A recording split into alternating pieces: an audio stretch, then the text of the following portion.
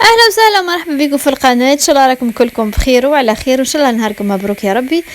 خوتي راح ندير فيديو، راح نمد رايي كأي جزائريه او جزائري مواطنه. من حقي نمد رايي بما انه انتاج جزائري، ونتفرجوا فيه الكل. مد رأيي في هذا الإنتاج المحلي المسلسل الضامة اللي داير حالة بالانتقادات كاين اللي يقبلوه وكاين اللي ما قبلوهش، وكاين اللي يهضروا عليه بسلبية وكاين اللي يهضروا عليه مش بإيجابية ولكن بموضوعية.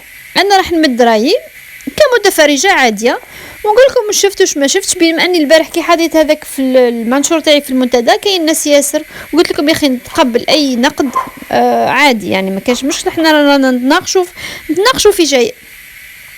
انا بانت لي ورأيي الشخصي انه، وكملت ما حبيتش نسرع في الاول، خليت المسلسل حتى نمشى، قلت نفهم ابوبخي واش كاين، لاني انا من صفتي ما نحبش نسرع، ما نحبش ندير لي بريجوجمون على البدايه هكا، لا. دونك مشيت وصلت حتى للحلقه 11. لحد الحلقه 11 قاعده نشوف في حوايج ما شفتهمش جدد، يعني حوايج نشوفوا فيهم مش نشوفوا فيهم ولكن نسمعوا بهم. شفت ترويج للمخدرات، شفت عنف، شفت فقر، شفت حقرة، شفت امرأة أولية أرملة حابين يخرجوها الورثة من دارها، شفت حوايج ياسر يعني اللي نسمعوا بهم يوميا، مش غير في بلادنا، في العالم الكل. كاين ناس قالوا لي مش وقته في رمضان، ممكن ما على باليش، ممكن يكون مش وقته في رمضان، ولكن في رمضان كاين ديما الانتاج جديد اللي الناس تستناه. انا وش بانت لي ونقول لكم رايي الشخصي، نرجع ديما نقول لكم رايي الشخصي في الحكايه. انا بانت لي انه مادام وصلنا للحلقه 11 وبما انه للحلقه 11 هو المسلسل فيه 30 حلقه، الحلقه 11 بداو ديجا هذوك المروجين منهم اللي بدل ما بقاش يخدم، يعني ما مشاتش بهم، ما مشاتش حكايتهم ياسر، ومنهم اللي دخل الحبس سافدير الجازة، منهم اللي عنف طفل ودخل الحبس، هذاك لو مينور دخل إعادة تربية، يعني كاين الجزاء، يعني كاين انها حياتهم تبدلت، ما بقاوش في هذاك المجال تاع الترويج وفرحانين وصور تلعب في يدهم، لا، يعني يقصدوا انه الطريق هذه ما توصلش، هذه كبداية، يقصدوا انه الطريق هذه ما توصلش. من ناحية اني قلت واقع ولا مش واقع، كي قالوا لي الناس وعلاه قلتي واقع، وعلاه قادرين كاين حوايج ياسر واقع قادرين نديروا عليها مسلسلات اخرى تولي طابوهات. بالعكس انا بانت لي ديما نقول لكم، نرجع نقول لكم باللي راهو رايي شخصي، تبان لي باللي راهو لازم بالعكس، هذا الانسان كي يعود عنده مرض يا اخي لازم يحكي عليه، لازم يروح يشوف عليه طبيب به يلقى له الدواء به يرتاح. دونك مش ممكن واحد عنده مرض ويسكت ويدرقوا حتى يقتلوا هذاك المرض. بالعقل وبالمخ المنطق يقول انه الانسان كي يعود عنده آفة لازم يطرحها باش يلقى لها العلاج هكا. انا بانت لي انه هذا المسلسل جاء باش يدير توعية، جاء باش يطرح واقع ويلقى له الحل باذن الله، ويحل يبين للمجتمع انه سايكزيست.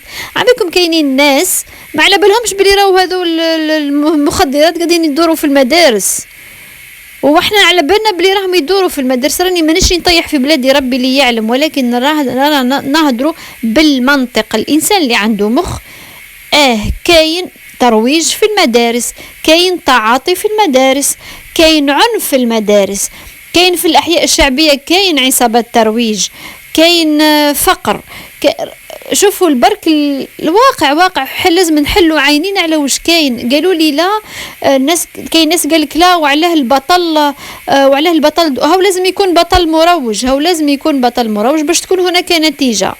كيف يحطوا المروج على جنب باش مثلا راهو مسلسل اجتماعي فيه الدراما، يعني انا تبان لي امر عادي، يعني ضخموها اكثر من لازم، اكثر من لازم، ما خلاو طابوهات ياسر ما هدروش فيها، حوايج ياسر ما هدروش فيها، وحطوا التركيز الكل على مسلسل الدراما. لم افهم اسكو لانه انتاج جزائري ولا ما فهمتش، ورغم ان شعبنا نقولوا صراحه مالفين تشوفوا العجب المعجب في الفيلمات التركيه، وتشوفوا العجب المعجب في المسلسلات المصريه اللي ما تقدروش تصوروهم في دياركم، كانوا يجيبوهم وبصراحة تتقال، وكانوا يجيبوهم في القنوات عادي جدا يعني.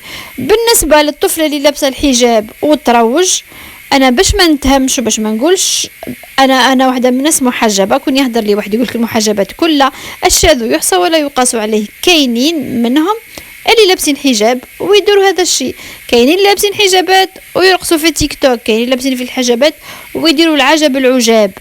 ربما صدفه، ربما غلطه، ما على باليش، ولكن ما على باليش. وعلى خير واحدة بالحجاب هنا سيبقى سؤال مطروح، ما فهمتهاش.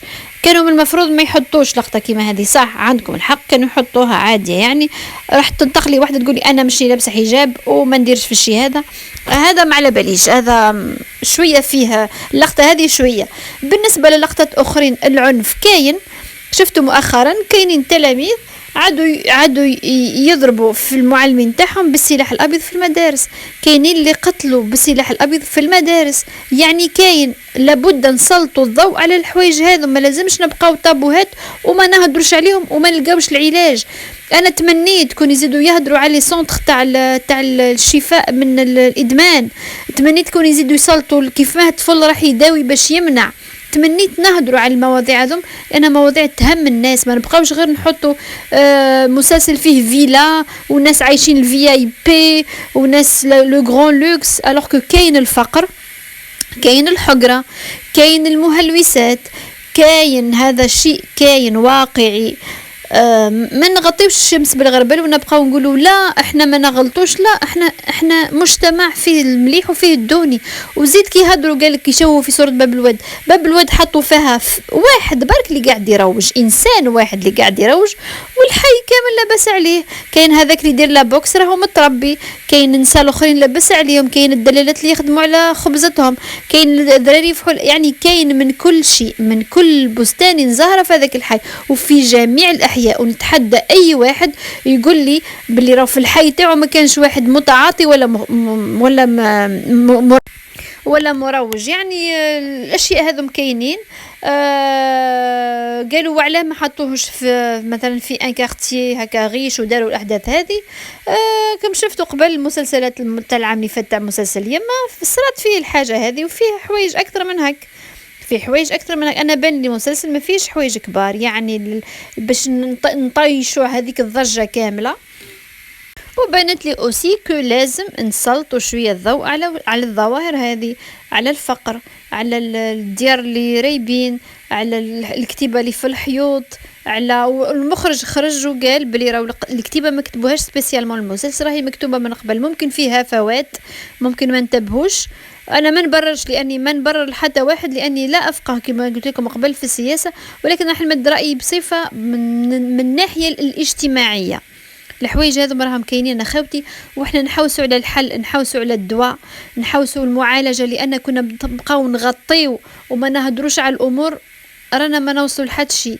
لذلك نقولوا نسال الله العفو والعافيه، ربي يحمي بلادنا ويحمي ولاد بلادنا من الانحرافات الكل يا رب العالمين. ونتمنى المسلسل هذا يكون سلط ضوء على نقطة إيجابية، ما تدوهاش من الجانب السلبي، ما لازمش نشوفه، لا بالعكس لازم نشوفه باش نوعاو باش نعالجو. وهذا يبقى رأيي الخاص خوتي الجزائريين. بالنسبة للناس اللي ما هم جزائريين مش لازم تدخلوا رواحكم وديروا تحليل من راسكم، لأنكم ماشكم عايشين في المجتمع الجزائري، يعني ما تعرفوش خباياه. لذلك مش لازم تدخلوا رواحكم في حوايج خاطينكم وتبداو تديروا ردة الفعل. من حق فقط الجزائريين أنهم يديروا ردة الفعل، لأنهم يعرفوا خبايا الجزائر. على هذه نقول لكم السلام عليكم.